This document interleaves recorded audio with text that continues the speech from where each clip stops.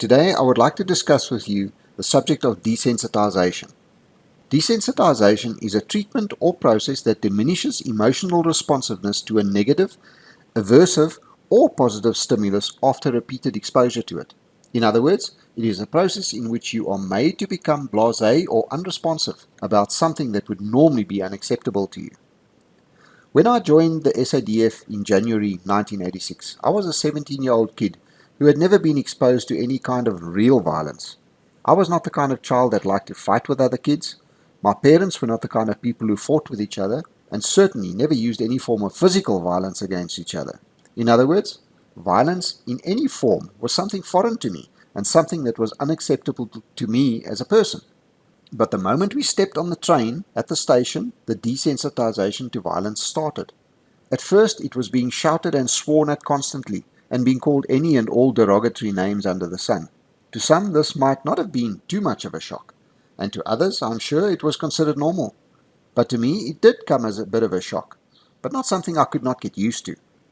As training progressed, so did the exposure to violence. For instance, during our training to do riot control, we were at first only told about the things we could come into contact with in the streets. But that soon progressed to being showed videos of what we could expect. These videos were not something anyone would have been shown on the evening news on TV. No, they were some of the most graphic and gruesome videos of human brutality I have ever seen. And yet, by the time we were shown these videos, it was not much of a shock to any of us. Just as the first shock of being shouted and sworn at right in the beginning was not something we couldn't handle. Once training had finished, we were deployed in the streets of the Cape for 3 months, where we did in fact see some of the things that just 9 months prior would have thoroughly shocked us, but were something we had been conditioned for, and therefore it was not a shock to us. And we did eventually experience these things. We had been desensitized to it through a slow, progressive process of exposure. It never ended there though. After riot duty, we were deployed to the border, where the desensitization continued. I was not on the border 3 weeks when I had my first experience of actually being the target of this violence, when we were involved in a landmine explosion and a number of us were severely injured. It never stopped there.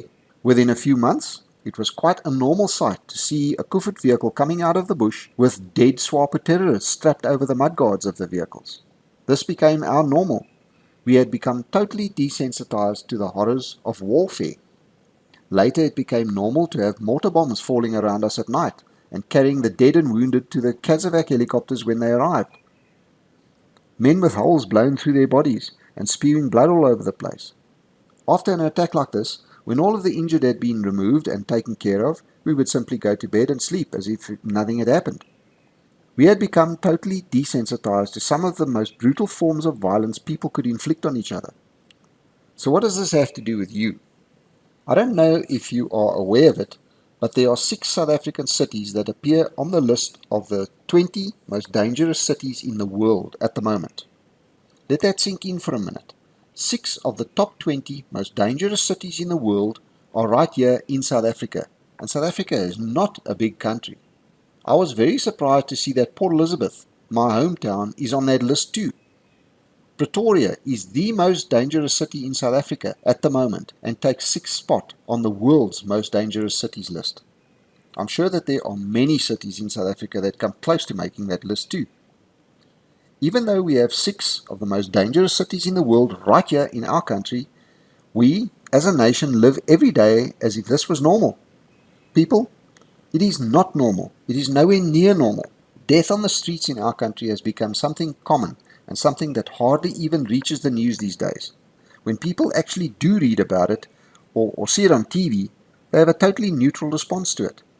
Being locked in our houses at night, like inmates of a jail, has been accepted as our normal. Violence and destruction of private property and infrastructure by people who are unhappy about something has become the norm, and in some cases it is considered justified and condoned. We are living in a savage environment and are turning a blind eye to the brutality of what is happening simply because we've been desensitized to it. I don't know how many of you watch Wynand du Toit's talks every morning, but those that do will have heard him speak about the incident that took place last week at the Bongani Mountain Lodge. For those that don't follow Wynand du Toit's channel, I'll give you a brief summary of what happened there. Last week, I'm not sure exactly what day, a poacher was involved in a shootout with park rangers and was killed in a firefight. It turned out that this poacher was a member of an informal settlement near the Bongani mountain resort, and the residents were unhappy about his killing, although he had been involved in illegal poaching. The Bongani mountain resort is, or I should rather say, was, an 80 million rand holiday destination where at least 100 people from this informal settlement were employed. Being unhappy that one of their own had been shot dead while poaching, the whole township decided to take their anger out on the resort itself, and from Friday last week they began terrorizing the resort and its owners. It culminated on Sunday with the township residents getting totally out of control, blocking the roads and entrances to the resort in order to prevent the police from entering, and then attacking the resort. They razed the entire place to the ground. They burned every building down until there was absolutely nothing left of the resort. The owner literally fled with the clothes on his back. What really struck me was the fact that this incident hardly reached the news at all. However, it has to be the most significant event we have seen happen here for years. It proves that the masses simply do not care who is responsible or whether or not their actions are justified or not. They will simply destroy anything they can find at a whim. They also don't care if their actions will be detrimental to themselves, as it was in this case. Suddenly there are now 100 of them without work and without an income. They can't think that far and they simply don't care. Even those that did hear about this event do not see the significance of what happened there. At least the vast majority don't. For those that have become so desensitized to seeing and hearing these things, let me paint you a picture of what actually happened there and explain to you how this is a precursor to total anarchy coming here sooner than you think. Throughout the history of Africa, this kind of thing has happened over and over again. It happened in the Congo, it happened in Angola, it happened in Zimbabwe, it happened in Mozambique, it happened in Rwanda, and many more African countries. It is now happening here. How do you think the genocide in Rwanda started? This is exactly what is happening right here now. An entire resort was wiped out and most of us are not even aware of it. The owners were extremely lucky to have survived this ordeal. There are two main reasons why most of us don't know about what happened to the Bongani mountain resort. Firstly, we as a society have become so desensitized to things like this that when they do happen, we tend to just shrug them off as just another incident.